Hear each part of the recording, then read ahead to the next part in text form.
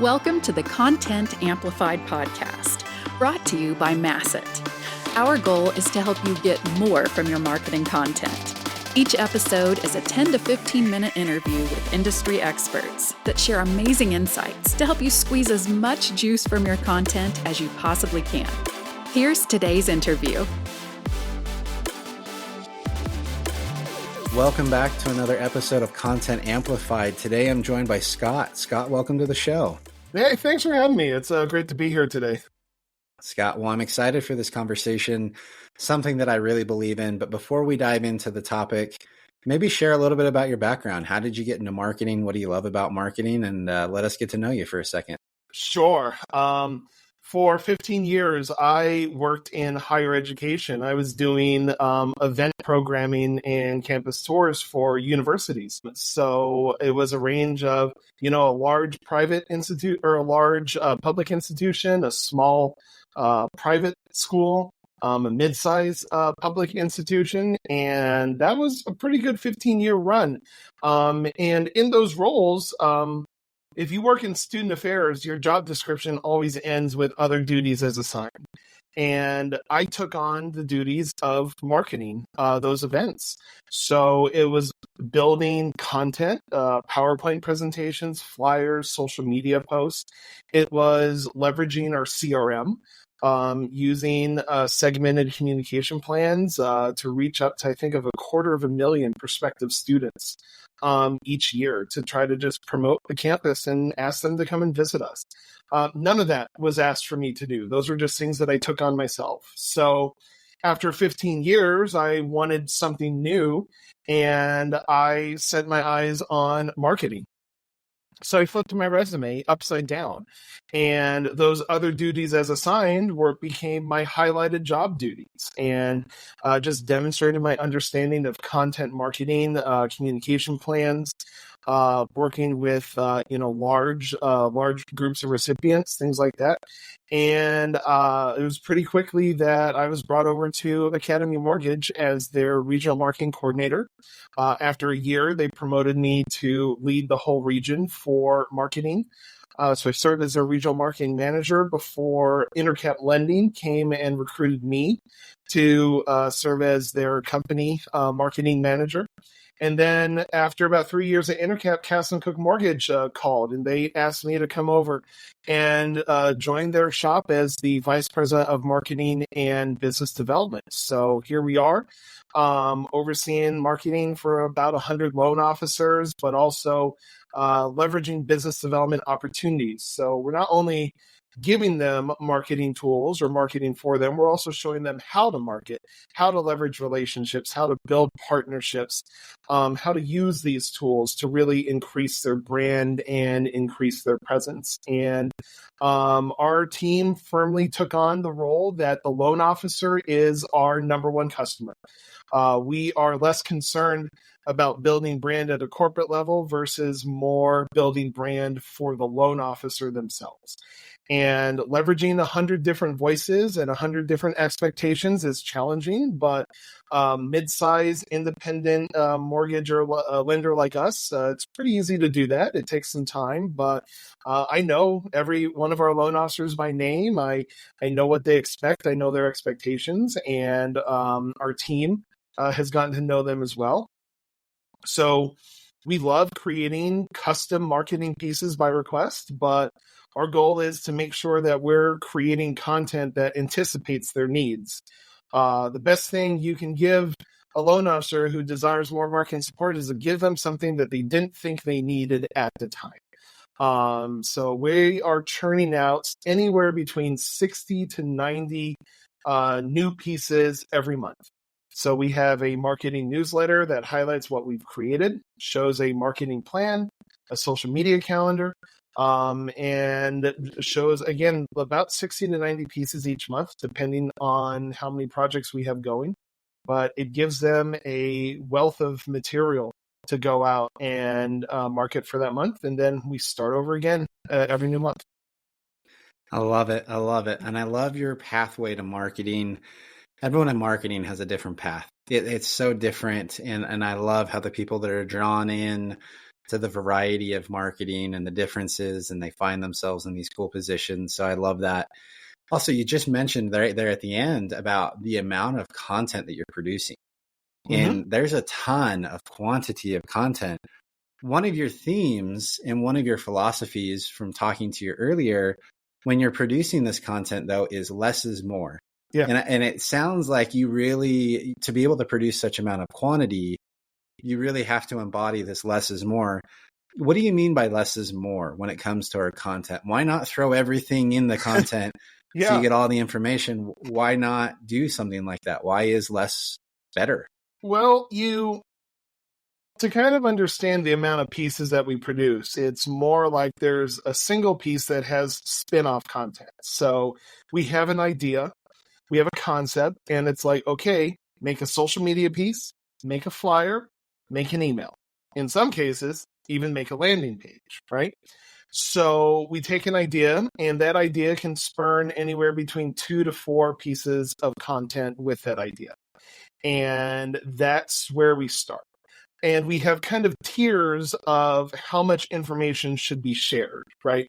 So a social media piece, like with design, your image on Facebook is they read that first, right? They read the image first, then they read your caption last, right? So it's backwards. Your caption appears above your image, but they're going to read that image first, read the caption last. So we start there. Very little material needs to be on a social media post. You can have a little bit more in a caption. Caption either has a call to action or it sends them to a website which has a little bit more information. Or you can take the same concept for an email. You can expand your information in an email and have a call to action or send them over to a landing page. The less is more concept really started with generating print content. A lot of mortgage companies are guilty of using the same flyer format. And if you search up a mortgage topic or a mortgage program and go to the image results, you'll probably see what I mean. They have a print flyer. At the very top is a rectangular bar with some stock image in there. Then there's a small headline, and then there's a gigantic wall of text. And it could be a paragraph. It could be a bunch of bullets. It could be 2 columns worth of bullets. And a lot of people are guilty of utilizing that same format in print marketing.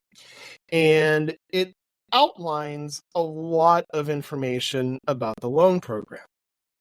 So when you're looking at content marketing in forms of print marketing and social media, you really want to give them a hook to contact you, right? So if there's a loan product that says that qualified borrowers are going to get this amount of money in down payment assistance, and then you list every single qualification, every single nuance of the program, everything available, you may or may not have created a call to action for someone to reach out to you as a loan officer, right? If everything is on that program, you don't want them to then take that flyer and start searching on the internet and then start shopping lenders and start searching for the program. You want them to call you. So if you simply say, down payment assistance for X amount of dollars and have a call to action that says call or text for more details, you've now created an opportunity for someone to reach out to you.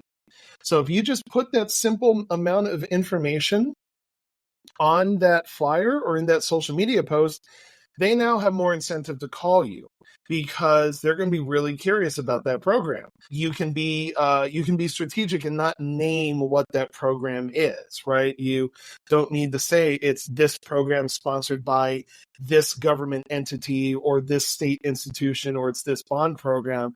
It's like, this amount of money for down payment or closing costs, call me today. That's it.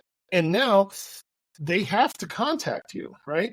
So we started that concept within print marketing. So we've abandoned the block format where, if a designer doesn't want to be challenged, they can easily drag and drop. And we've seen mortgage companies have tons of flyers that look completely identical. And that makes your brand sterile.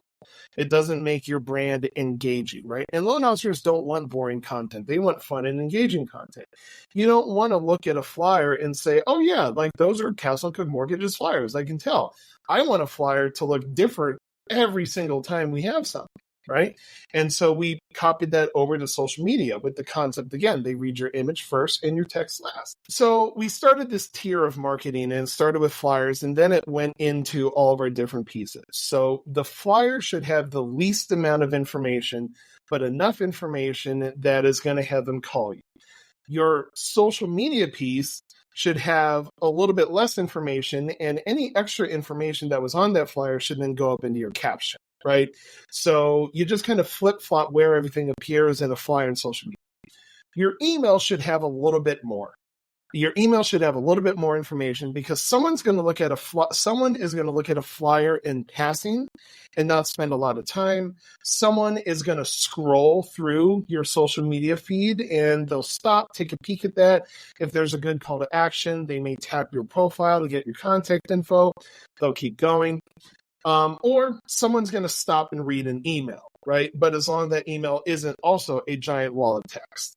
If we take it further and we send people from an email to a landing page, that's where your landing page can have a ton of information, because now you've prevented them from Googling the loan product, and you've now fed them to your own landing page. So that way your loan officer's website or the company's landing page, that's now the source of truth for that information. That's where we can house everything.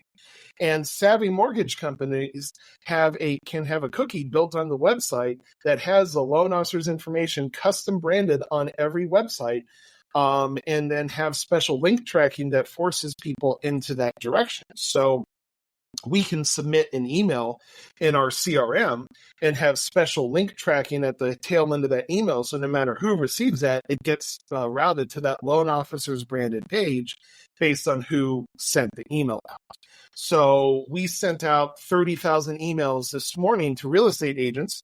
It's our weekly Tuesday tidbits. And there was an article that we routed people to one of our landing pages. And so we have 100 different loan officers. So that's going to create 100 different cookies. And each of those pages has that loan officer's name on it. So that's your approach. So not only is less more, less can also build to more.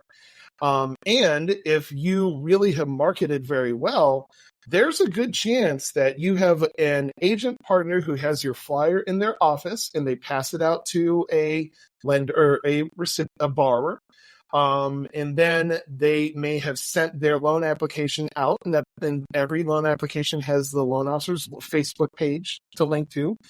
So that borrower may have liked your Facebook page. That borrower is now in your CRM database. So that creates an opportunity for loan officers who understand marketing very well that your pieces really can be seen 4 times by the same person if you leverage strategic partnerships and are really good at producing or utilizing the content on social media that's given to you by your marketing team. I love that. I love that.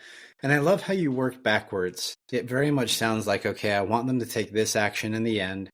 So that is like the landing page. I want them to fill out a form or do something. So I'm going to have all of the content here. Mm-hmm. And every step removed, you've shrunk the amount of content. So they have to follow the pathway to say, okay, I'm intrigued. I'm more intrigued. I'm more intrigued. Okay, now I got everything. Now I can fill out the form. So I think this is really cool. So as promised, these podcasts are short. It's come close to an end. So I have one more question for you. When I think about less is more, I guess my question is, how do you know how much is enough? Mm-hmm. How do you know that you have the right amount that will intrigue and not too much? How do you balance this out and learn really how to know each step and how much you're providing? Yeah. There are times where our marketing team is well-versed in something and we bounce it off each other. And because we have 2 designers on our team, and we have other folks who are also, they like doing art and design in their spare time as well. So even though we have someone who focuses on projects and someone who focuses on technology, we're a team of creatives. So the four of us bounce ideas off of each other all the time.